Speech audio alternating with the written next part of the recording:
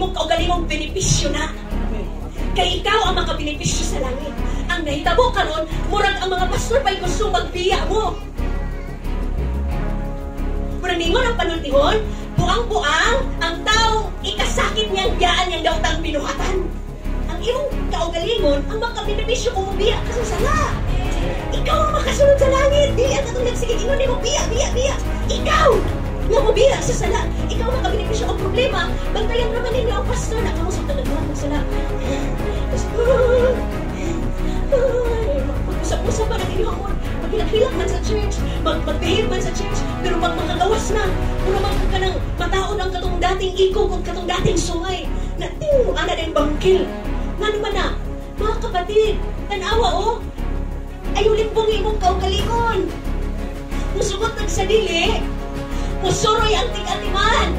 Ang tanan na akong sanga, nga wala, mamo nga, kinsay mo putol, ang amahan.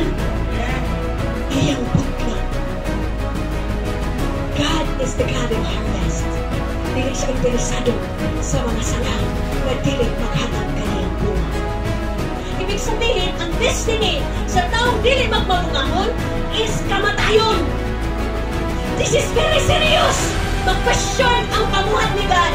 Naka-expectitang naman, pero mautragigyan kong batasan.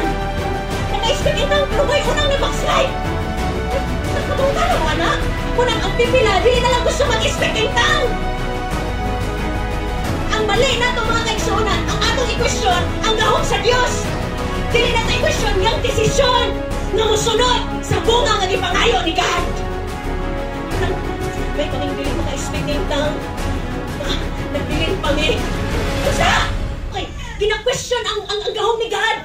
Walay problema ang gahom ni God. Kaya nga naman, si Jesus kay matuon. Faithful!